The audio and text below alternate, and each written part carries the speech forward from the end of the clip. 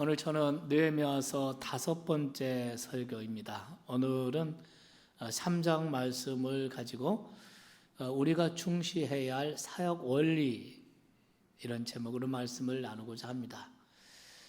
어떤 사물이나 어떤 현상에는 반드시 작동되는 원리가 있습니다. 여러분이 잘 아시듯이 주전 440년경 느헤미야가 예루살렘 그 폐허의 예루살렘으로 돌아와서 그 귀한 이스라엘 백성들을 격려하면서 그들과 함께 예루살렘 성곽을 다시 쌓고 또 성문을 달고 빗장을 달고 그래서 예루살렘 백성들의 그 보호의 울타리가 되게끔 이 성곽을 쌓는 일을 성공적으로 완수하지 않았습니까? 성지순례를 하다 보면은 그 예루살렘 성곽의 그 옛날의 모습을 일부를 볼 수가 있습니다. 이 지하로 들어가서 그래서 지하에 들어가 가지고 그 좁은 길로 쭉 그 옛날에 예루살렘 성곽의 그 담벼락을 끼고 쭉 도는 코스가 있습니다. 거기 보면은 그 예루살렘 성곽의 규모가 정말 대단했습니다. 그 돌들을 이렇게 쌓았는데요. 그 돌들이 뭐 톤수는 제가 잘 모르겠지만 그 돌멩이들 조그만 돌멩이를 쌓은 게 아니라 뭐 적어도 뭐 3m 정도 그리고 1m 이상 되는 이런 마치 벽돌 같은 이런 큰 돌들을 그 자르고 가르고 해서 그거를 쌓아서 예루살렘 성벽을 쌓았거든요. 그리고 거기다 성문도 달고 이 위대하고 이 거대한 프로젝트를 느헤미야는 52일 만에 완성을 한 것입니다.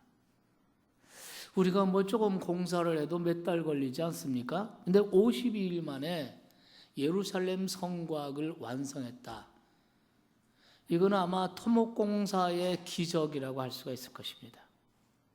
그러면 이렇게 짧은 기간 동안에 성공적으로 이스라엘 귀환한 백성들이 예루살렘 성곽을 완성했다 하는 그 사건 그 속에 작동되는 하나의 원리가 있을 거 아닙니까? 모든 사물이나 모든 현상에는 작동되는 근본 이치, 이 원리가 있습니다.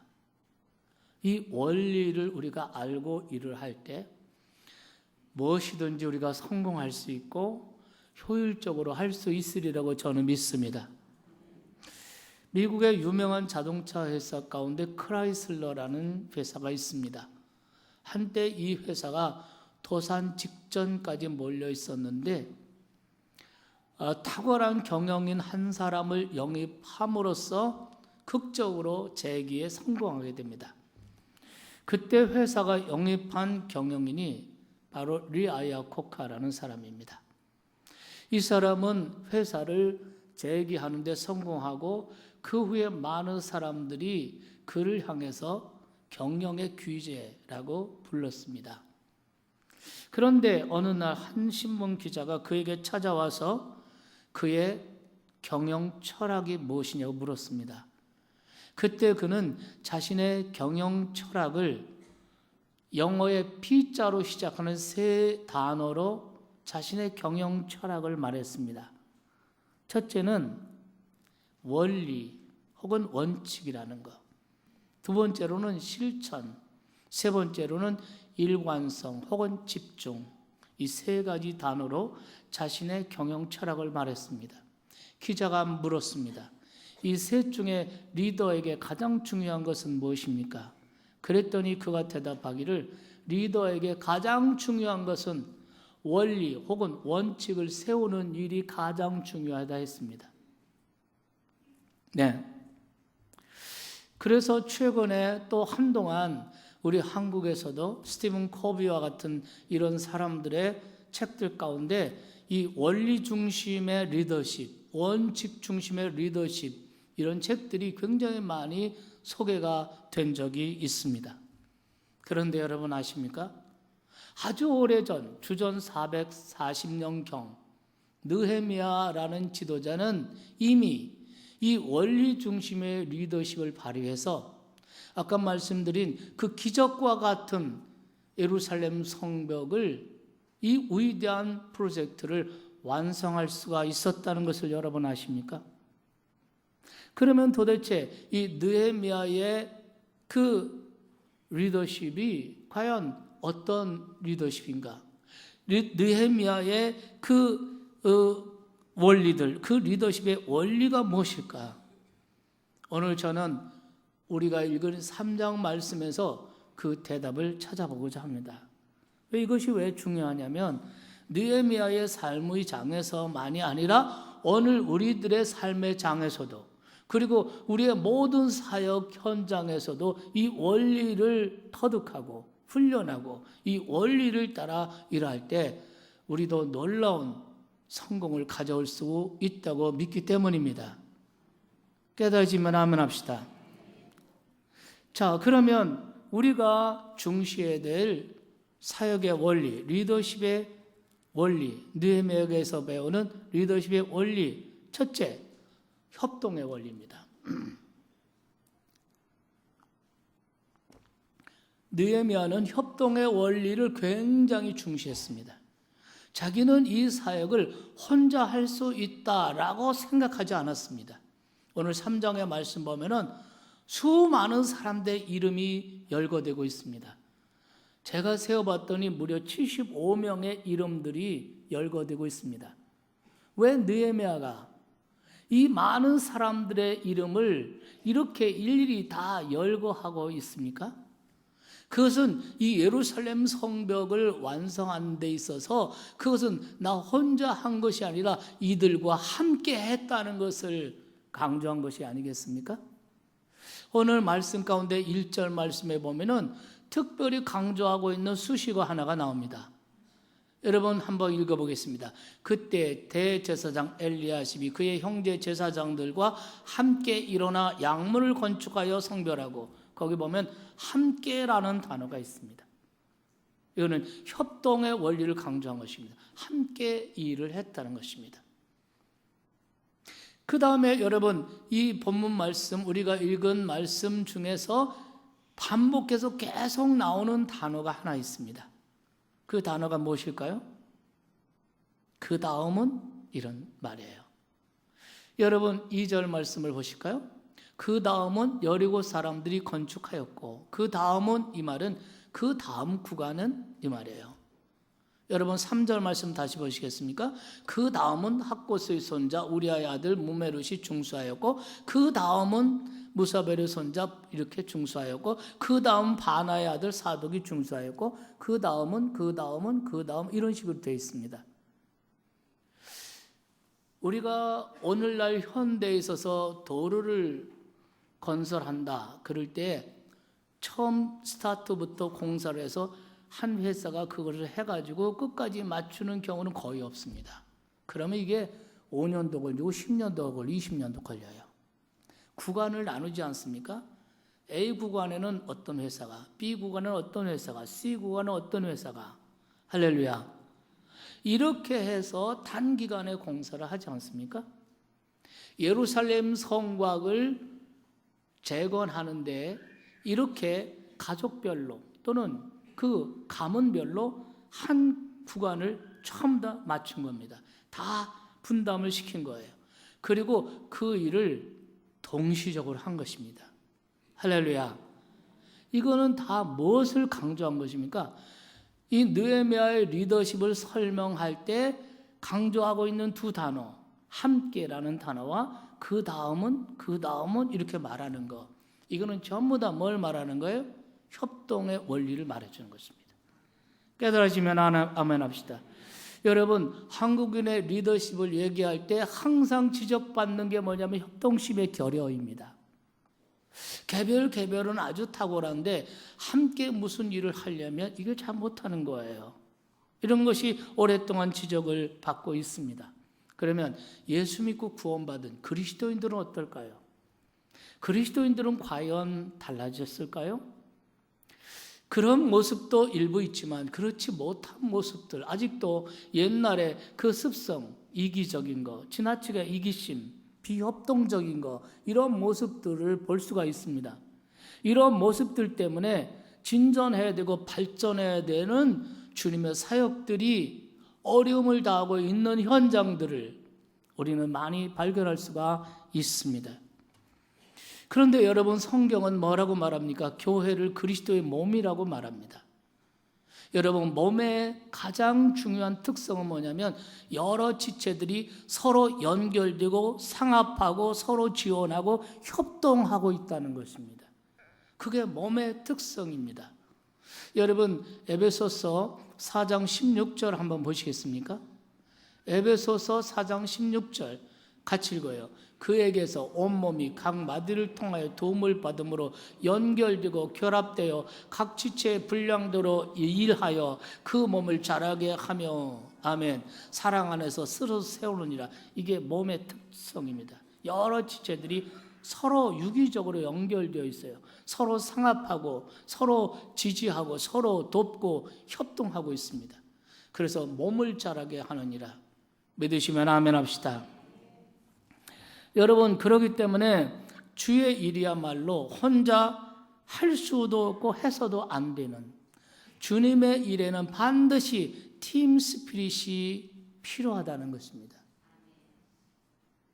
우리가 지역을 전도하는 일이나 또 해외 선교를 하는 일이나 또 우리의 다음 세대를 세워가는 일이나 전부 다 협력이 돼야 됩니다.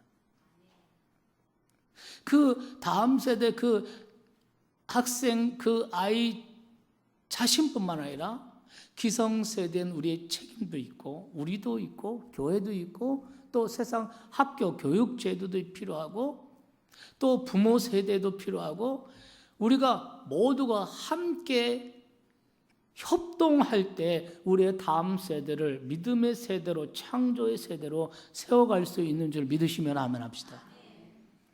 우리가 아무리 애를 쓰고 힘써도, 가정에서 부모가 엄청 많이 힘을 써도 우리 한국의 교육 제도가 바뀌지 않고 교육의 가치관이 바뀌지 않으면 안 돼. 힘들어. 그러기 때문에 우리가 교육 제도를 위해서 기도해야 되고 교육 정책을 세우는 사람들을 위해서도 우리가 기도해야 될 필요성이 있는 줄 믿으시면 아멘 합시다. 이 팀 스피릿이 한미 합동 훈련할 때만 필요한 것이 아니더라, 그 말입니다. 더 나아가서 저는 오늘의 대한민국이 맞이한 이 위기들을 또 한 번 극복해내기 위해서 우리에게 절대로 필요한 것이 우리가 늘 자주 말하는 상생의 철학을 익혀야 한다고 저는 믿습니다. 나 살고 너 죽자 이거 아니고, 너 죽고 나 죽자도 아니고, 나도 살고 너도 살자. 아멘. 나도 살고 너도 살자. 나는 이기고 너는 패배되고가 아니라 우리 함께 이기자. 아멘. 이게 상생 철학이라고 저는 생각합니다. 그런데 이런 팀 스피릿을 우리가 훈련할 수 있는 곳이 없어. 학교에서 잘 안 돼요. 학교에서는 이미 경쟁터가 돼 있어.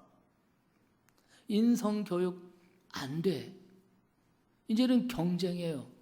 치열한 경쟁. 회사, 기업, 사회 치열한 경쟁이야. 그러면 여러분, 이런 팀 스피릿을 익히고 배우고 훈련할 수 있는 이 지상의 유일한 곳은 적어도 대한민국에서는 교회예요. 교회 공동체 안에서 협동하는 것을 배우고 익히셔야 돼요. 작게는 여러분의 소속한 기관이나 여러분이 속한 목장이나 사역 소그룹에 들어가서 거기에서 그것을 훈련하고 익히고 배워서, 있습니까? 그래서 교회에서뿐만 아니라 여러분의 일터에서, 여러분의 가정에서뿐만 아니라 세상 한복판에서 여러분은 지도자가 되셔야 할 줄로 믿습니다. 둘째는 은사의 원리예요. 오늘 느헤미야 3장에 나오는 직종들을 전부 다 헤아려 보니까 적어도 15개의 직종들이 있습니다. 예. 이렇게 다양한 직종들이 예루살렘 성 재건에 참여하고 있다는 것입니다.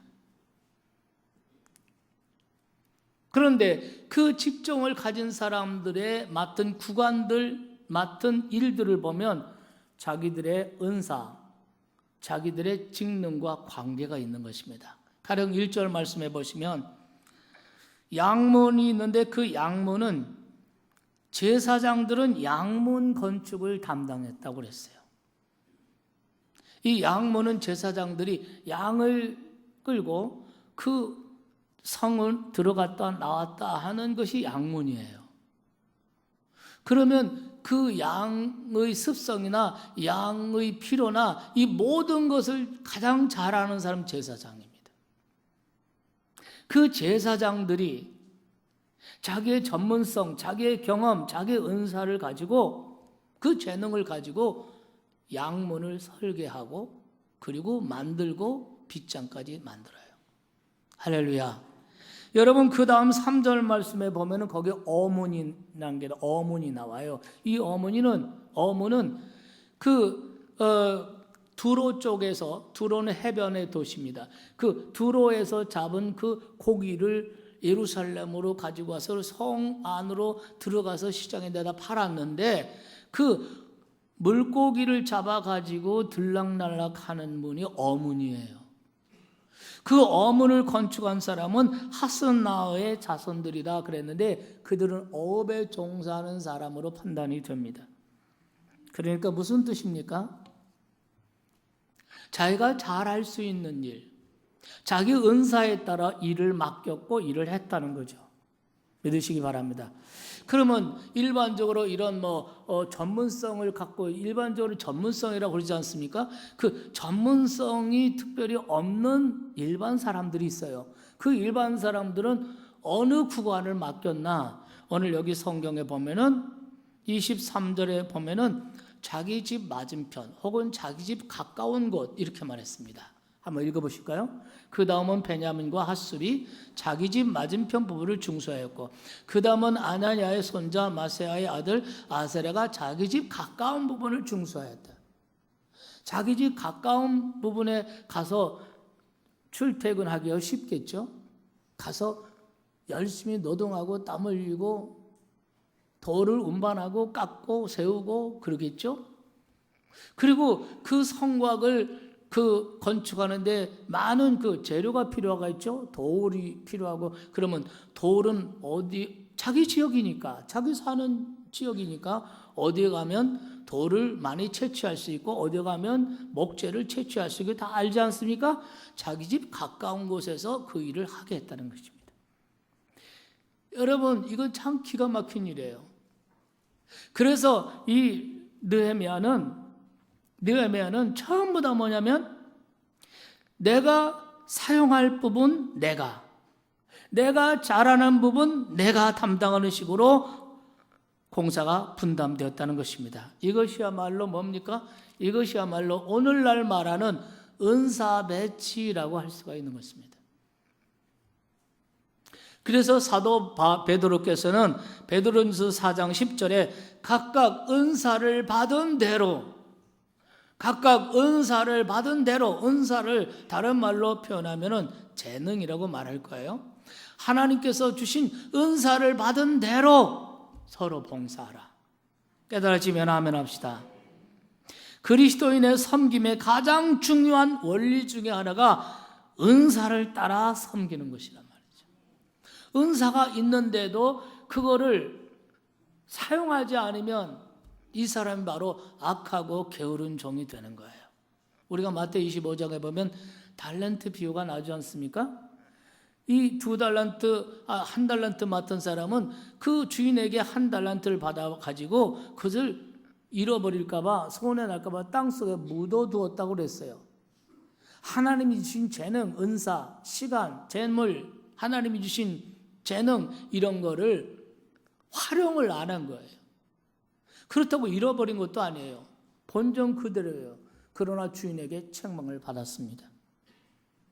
은사를 따라서 봉사하는 일을 해야 하신다는 거예요. 믿으십니까? 여러분이 지금까지 성장하면서 전공한 어떤 전공이 있을 거예요. 또 직업생활하면서 여러분이 많이 익힌 경험들이 있고 기술들이 있고 이런 것들이 있을 거예요. 이런 걸 가지고 돈 버는 데만 쓰지 말고 이런 걸 가지고 봉사하라는 거예요. 할렐루야. 봉사하라는 거예요. 나는 우리 성도 여러분들 가운데 정말 전문성을 가진 사람, 어떤 사람은 중국어를 잘하시고 어떤 사람은 영어를 잘하시고, 여러분 그거 가지고 시험 보는데 뭐 고시 합격하는데 뭐 입사하는데 돈 버는데만 쓰지 마시고 그것을 봉사하는 데 쓰시란 말이죠. 믿으시기 바랍니다. 각각 은사를 받은 대로 하나님의 선한 청지기처럼 서로 봉사하라. 믿으시기 바랍니다. 그러나 우리가 인생을 살다 보면 은사에 맞는 일만 하는 게 아니더라고요.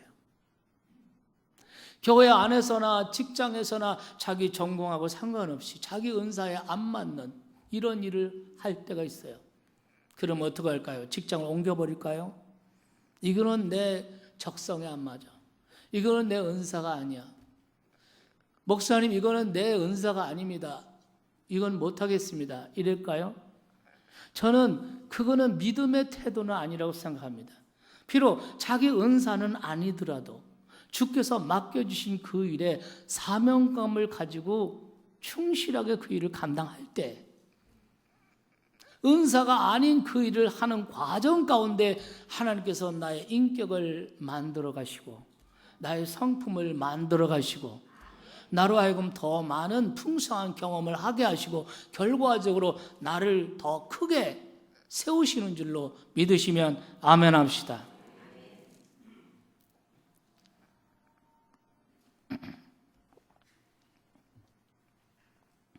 저는 그게 믿음의 태도라고 생각해요.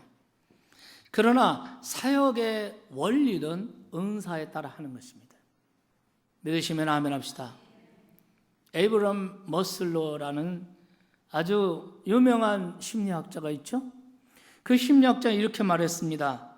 인간 안에 존재하는 가장 고도의 욕구, 그거는 자기를 실현하는 것이다. 은사에 맞는 일을 통해서 자신을 실현할 때 그때 그 사람에게 가장 큰 기쁨이 있어요. 은사란 말을 헬라어로 카리스마라고 그래요. 그 카리스마라는 단어의 카리라고 하는 이 발음은 바로 기쁨을 뜻하는 단어입니다. 은사에 맞는 일을 발견하고 그 은사에 맞는 일을 하면 정말 기뻐요. 그러니까 뭐 월급을 많이 못 받고 돈에 어떤 이익이 많이 생기지 않아도 평생 그 일을 해도 좋은 거예요. 믿으시면 아멘 합시다. 이런 사람은 성공할 수 있어요. 네, 이런 사람 성공할 수 있어요. 아까도 말씀드렸지만 적성에 안 맞고 은사가 안 맞는 일을 지금 하고 있다고 해서 그거를 내팽개치는 것보다 여기에도 하나님의 어떤 섭리와 계획이 계시겠지 하고 사명감을 가지고 충실히 하는 것이 믿음의 태도예요. 아멘. 하나님 그것을 통해서 그를 훈련하시고 세우실 겁니다. 그러나 그럼에도 불구하고 은사에 맞는 일을 할 때 그 사람이 성공할 가능성이 많은 거예요. 우리가 왜 자꾸 문제가 생기냐면 자녀를 키울 때도 야 너는 무슨 사자 들어가는 뭐 판사니 무슨 검사니 무슨 목사는 말고 이 사자 들어가는 이런 식으로 가치관 이런 식으로 가는 거예요. 어떻게 하면 돈을 많이 벌고 성공할 이런 것만 하는. 우리가 자녀를 양육할 때도 그런 가치관을 가지고 있어요. 그리고 여러분이 성인이 되어 살아갈 때도 전부 다 직장 생활하든 뭐든 하든 뭐 어때 가치를 둡니까? 자기 은사를 발견하고 그 은사에 맞는 일을 찾기보다는 돈을 얼마나 주느냐, 예우를 얼마나 해주느냐. 그런데 이런 사람은 성공할 가능성이 없어요. 평생 힘들게 살아요. 비록 돈을 조금 받아도, 비록 알아주는 사람 별로 없어도 내가 좋아하는 일, 내가 잘할 수 있는 일, 할렐루야. 여러분, 그러면 내 은사가 뭡니까? 자기 은사를 어떻게 발견할 수 있고 자기 은사를 어떻게 찾을 수 있습니까? 자기 은사라고 인정할 수, 판단할 수 있는 것은 두 가지가 동시에 일치돼야 돼. 하나는 뭐냐면 내가 좋아하는 일, 그리고 내가 잘할 수 있는 일. 다른 것보다는 그거는 내가 잘해. 그거 하면 너무 재밌어. 시간 가는 줄 몰라. 이게 자기 은사예요. 여러분, 우리가 일평생을 살아가면서 자기 은사를 발견하지 못하고 자기 은사에 생각지도 않고 발견할 노력도 안 하고 그저 돈 많이 주는데 또 다른 사람이 볼 때 저 사람 참 좋은 직업 가지고 있어. 다른 사람이 체면이나 생각하고 이런 거 가지고 평생 살아가는 사람이 있어요. 그런데 우리 중에는 놀랍게도 다른 사람 별로 알아주지도 않고 별로 사회적 대우도 없었는데 자기가 좋아하는 거, 자기가 잘할 수 있는 거를 드립다 파는 거예요. 성공하는 거예요. 우리 김종현 장로님 아들이 이름 뭐지? 승범이. 김승범이 정말 공부하기 싫어했어요. 머리는 좋은데 공부를 안 해요. 그런데 토론토에서 그 요리 공부를 시작한 거야. 우리 김 권사님이 아주 그냥 어마어마하게 반대를 했어요. 야, 남자가 무슨 요리냐? 무슨 요리냐? 그냥 다른 건 다 싫은데 요리하는 건 좋아하는 거야. 또 요리를 잘해. 프랑스 요리 학교를 마쳤어. 그리고 토론토에다가 레스토랑을 만들었어. 할렐루야. 레스토랑 만들었는데 1년도 안 됐는데 토론토 레스토랑 탑 5에 들어갔어. 할렐루야. 이거 뭐예요? 자기가 잘하는 거, 자기가 좋아하는 거, 그걸 딱 찾아서 그대로 밀고 나가면 그러면 성공할 가능성이 많은 거예요. 믿으시면 아멘 합시다. 우리가 여러분이 회사의 어떤 리더의 자리에 있습니까? 여러분 리더의 자리에 있다면은 자기 부하들을 사역을 배치할 때, 임무를 맡길 때 은사의 원리를 찾아서 그 일을 맡기시기 바랍니다. 깨달으시면 아멘 합시다. 그러면 그 프로젝트에 성공할 가능성이 또 효율성이 높게 될 것입니다. 느헤미야는 이런 은사의 원리를 잘 사용했습니다. 그래서 적소에 지도자들이 일하게 함으로써 단시일 내에 예루살렘 성의 재건이라는 그 대업을 성공적으로 완성할 수가 있었던 것입니다. 어떤 현상이 일어나면 그 현상에는 반드시 작동되는 원리가 있거든요. 어떻게 해서 이 어마어마한 이 대업을 50일 만에 성공적으로 완성할 수가 있겠습니까? 그렇다면 거기에 반드시 원리가 작동되고 있는 거예요. 그게 첫째 협동의 원리고, 두 번째는 은사의 원리예요. 그리고 세 번째 격려의 원리입니다. 여러분, 오늘 본문 3장에 보면은 느헤미야가 사람들의 이름을 쭉 열거하잖아요. 그러면서 이렇게 세심하도록 여러 지도자들의 이름들을 쭉 열거하고, 이름만 열거할 뿐만 아니라 그들의 사역 내용을 열거했어요. 아무개 가족들, 아무개 자손들, 그 자손들, 그 가문은 어디서부터 어디를 중수하였고, 할렐루야, 그들이 한 사역까지 열거하고 있습니다. 왜 그랬겠어요? 왜 이렇게 상세하도록 이름과 사역들을 상수를 하겠습니까? 제가 이 말씀을 묵상하면서 느낀 것이 뭐냐면, 격려를 위해서다. 할렐루야. 격려를 위해서. 여러분이 어떤 교회 사역에 무슨 헌신을 했다, 그러면 여러분 주보에다가 아무개 가정에서 이런 일에 헌신하셨습니다, 이렇게 내주면 그분에게 격려가 돼야 안 돼요? 격려가 되지. 격려가 되는 거예요. 성경을 기록할 때, 이 3장 기록할 때 이렇게 일일이 그 여러 사람들의 이름과 사역의 내용을 다 기록한 것은 격려를 위해서다. 격려자의 모습으로서의 리더인 이 느헤미야의 모습을 한번 생각해 보세요. 정말 감동 아닙니까? 여러분, 또 우리가 생각할 때 인간은 누구나 격려가 필요합니다. 격려가 필요하지 않은 사람은 한 사람도 없어요. 격려받지 못하면 선할 일 하다가도 낙심해요. 격려받지 못하면 옳은 일 하다가도 의욕을 잃어버려요. 용기를 잃어버려요. 그런데 격려를 받으면 용기가 생겨요. 격려를 충분히 받으면 강해집니다. 그래서 히브리서 기자는 히브리서 10장 24절에 서로 돌아보아 사랑과 선행을 어떻게 하라? 사랑과 선행을 격려하라. 한국인의 의식 속에는 생각보다 유교 문화가 뿌리 깊이 박혀 있는 것 같아요. 그런데 유교 문화의 특성은 칭찬, 격려 이런 것보다 책망, 비판, 책망 이런 게 더 많아요. 그래서 한국인들의 의식 속에 이 율법주의적 경향을 가진 이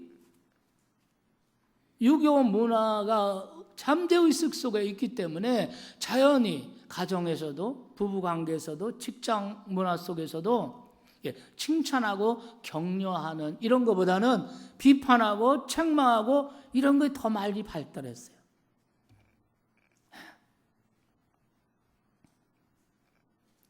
그러나 우리는 책망하고 정죄하는 것이 빠르기보다는 그 생각보다는 우리가 칭찬하고 격려하는 것이 더 빨라야 할 줄로 믿습니다.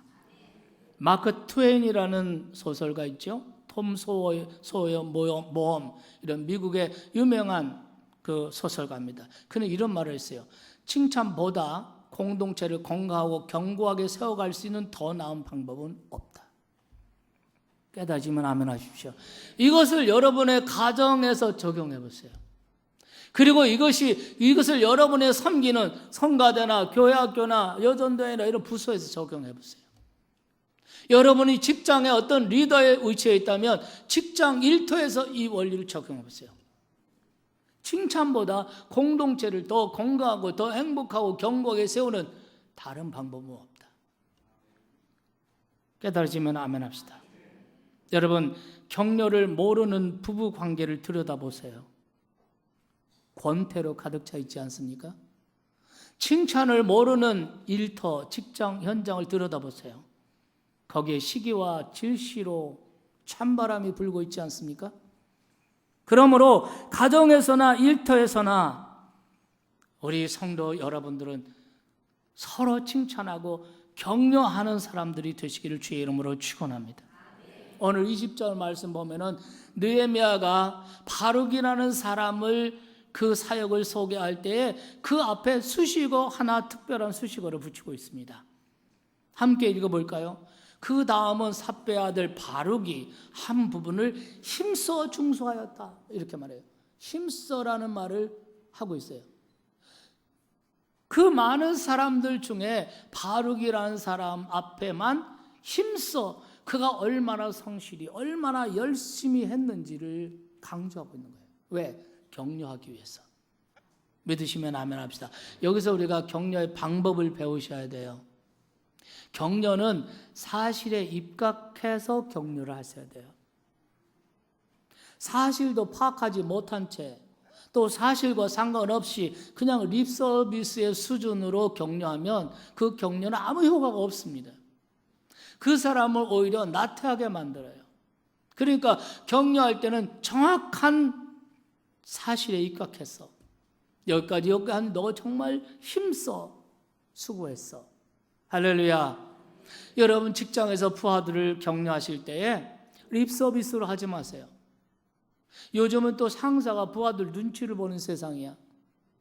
그래서 립서비스 좋아하는데 그러지 마세요.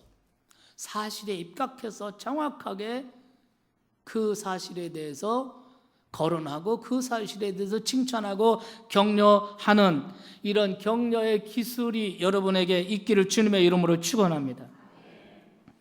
어쨌든 여러분, 이 본문 말씀에 보면은 그럼 모든 사람이 다 그렇게 힘쓰고 열심히 땀을 흘리고 이렇게 했냐면 아닙니다. 비협조적인 사람도 있었습니다. 여러분 이 본문 5절 말씀을 보실까요? 5절 말씀. 그 다음은 드고아 사람들이 중수하였으나 그 드고아 사람들, 그 드고아인들의 그 귀족들은 그 주의 역사에 담붙지 않았다. 담붙지 않았다. 담부하다 하는 말은 팔을 걷어붙이고 땀을 흘리고 노동을 하다 이런 뜻인데 그렇게 안 했다는 겁니다. 예. 귀족이라면 많은 것을 받은 사람입니다. 많은 것을 받은 사람은 그만큼 의무가 있고 사명감이 있는 거예요. 깨달지만 하면 합시다. 노블레스 노블리주라고 그러지 않습니까? 오블리주라고 그러지 않습니까? 그만큼 귀족이라면 더 많이 설선해야 될 사명감을 가졌는데 그것이 없다는 거예요. 이렇게 비협조적인 사람들, 이기적인 사람들, 자기 신분 내가 귀족인데 노동하고 공사판에 가서 난 그런 거 못해 이런 사람들은, 그러나 이러한 비협조적인 사람들도 덜어 있기는 했지만 그러나 이 3장 전체의 내용은 비판적이거나 또는 누구를 정죄하거나 이런 구조가 아니지 않습니까? 긍정적이고 격려하고 할렐루야. 그러니까 느헤미야는 유명무명의 모든 공동체원들의 헌신으로 이 위대한 역사가 가능할 수 있었다는 사실을 담담하게 기술하면서 그들을 격려하고자 한 것입니다. 이런 격려자가 초대교회에도 또 한 사람이 있었다는 거 아십니까? 그 사람의 본명은 본래 요셉이라는 사람이었습니다. 그런데 나중에 베드로를 비롯한 12 사도들이 그에게 별명을 붙여줘요. 바나바라는 별명입니다. 바나바는 무슨 뜻이냐면 격려자라는 뜻이에요. 그는 후에 안디옥 교회 지도자가 됩니다. 그러나 자기의 능력이 한계에 도달하자 그는 무명으로 묻혀있던 사울을 찾아갑니다. 과거에는 기독교를 핍박했던 사람, 수도 없이 강파하고 핍박했던 그를 찾아가요. 그래서 그를 안디옥 교회에 데려와요. 그리고 함께 공동 목회를 해요. 그다음 성령께서 그들을 선교사로 보내라고 해서 교회로부터 안수를 받고 선교사로 나가게 됩니다. 믿으시면 아멘 합시다. 여러분, 사울이라는 사람이 얼마나 강팍하고 핍박자였습니까? 스데반, 기독교 역사의 최초의 순교자가 스데반 아닙니까? 스데반을 돌로 쳐 죽이는데 배후 주동자가 사울이라는 사람이었습니다. 그런데 이 사람이 혈기등등하게 다메스커스의 그 기독교인들을 잡아서 죽이기 위해서 대제사장의 허락을 받아가지고 사람들과 함께 가는 도중에 부활하신 지 얼마나, 부활하신 지 한 20년 넘은, 승천하신 지 그렇게 세월이 지났는데 그 예수님이 그 자리에 나타나셨어요. 그래서 그가 완전히 꼬꾸라지고 회심하고 예수를 믿게 된 줄로 믿으시기 바랍니다. 그래서 이제 다메섹 거꾸로 가다가 방향을 돌려서 다시 예수님의 제자들이 모인 곳 있는 예루살렘으로 올라와서 그 예루살렘 교회 그 공동체 속에 들어갔더니 사람들이 경계심을 늦추지 않아요. 저 사람이 핍박자였는데, 저 사람이 스데반 집사님도 돌로 쳐서 죽인 배후 두종자였는데 또 무슨 꼬투리를 잡으려고 왔나 하고 사람들이 그에게 전혀 마음을 열지 않고 가까이 하지 않습니다. 그때 이 사울 형제에게 가까이 갔던 사람이 바로 바나바라는 사람이에요. 그래서 그에게 갔어요. 그에게 그를 만났습니다. 그 얘기를 다 들었습니다. 바울이 자기가 어떻게 해서 예수님을 믿게 됐는지, 다메섹에서 다메섹 거꾸로 가는 그 도상에서 있었던 일들을 다 얘기를 합니다. 그래서 바나바가 그때 그렇구나, 이 핍박자 사울을 주께서 만나 주셨구나, 주께서 이 형제를 구원해 주셨구나, 할렐루야. 이래서 이 바나바가 또 베드로나 사도들, 초대교회 성도들한테 바나바를 소개하는 거예요. 이 형제는 전에는 이랬지만 주께서 이를 만나 주시고 주께서 이를 변화시켜 주시고 이 주께서 이 사울이라는 형제가 회심하였습니다. 할렐루야. 사도행전의 기자가 처음에 바울이 인생도 연배고 신앙생활도 선배 아닙니까? 그런데 사도행전 기자가 처음에는 바나바와 바울 이렇게 쓰다가 쭉 지나가다가 어느 부분에서는 그 순서가 바뀌어요. 바나바와 바울, 이게 아니라 바울과 바나바 이렇게 바뀝니다. 리더십의 이양이 이루어진 거예요. 그럼에도 불구하고 바나바는 이 바울이 점점 크게 쓰임받고 선교의 중심이 되고 위대한 놀라운 그런 지도자로 성장해 가는 모습을 바라보며 기뻐하면서 리더십의 중심에서 물러나는 모습을 볼 수 있습니다. 그게 바나바예요. 여러분, 바나바는 예수를 믿은 이후에 평생을 격려자로 살았다는 겁니다. 믿으시기 바랍니다. 여러분, 오늘 우리 사회에 필요한 사람, 여러분의 직장에 필요하고 우리 교회에 필요한 사람, 가정에 필요한 사람 어떤 사람이겠습니까? 이런 격려자가 필요한 것이 아니겠습니까? 여러분들이 이런 격려자가 되시지 않으시겠습니까?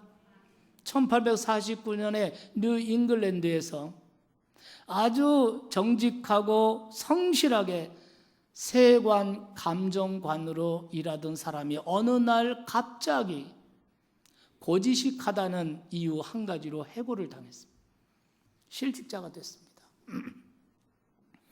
뭐 세관이니까 옛날이나 지금이나 적당히 뭐 이것도 있어야 되는데 고지식하다 해고당했어요. 그래서 집으로 돌아오자 뜻밖의 그 아내가 그에게 이런 얘기를 합니다. 여보, 다 잘된 일이에요. 이제야말로 당신이 이루고 싶었던 꿈을 펼칠 때가 된 것 같아요. 당신이 늘 글을 쓰고 싶어 하지 않으셨어요? 이제는 글을 쓰세요. 그리고 그날 밤 교회 친구들 몇 명이 이 남자의 집에 왔어요. 그래서 그에게 글을 쓰고 창작 활동을 하라고 친구들이 또 충고를 했어요. 그래서 글을 쓰기 시작했습니다. 그리고 그로부터 반년이 딱 지났어요. 6개월, 반년이 딱 지나고 나서 이 땅에 소설 한 권이 태어나게 됐습니다. 그 소설이 바로 주홍글씨입니다. 이 남자가 청교도 문학사에 불멸의 자취를 남긴 나다넬 호돈이라는 사람이고요. 그리고 그 밤에 찾아와서 계속해서 글을 쓰고 창작 활동을 하라고 말해준 교회 친구 가운데 한 사람이 유명한 시인 롱펠로우였습니다. 그에게 만일 아내의 격려가 없었다면, 교회 친구들의 격려가 없었다면, 그리고 그가 자기 은사를 발휘해서 글을 쓰고 책을 쓰지 않았더라면 정말 인류의 그 위대한 유산을 잃을 뻔하지 않았습니까?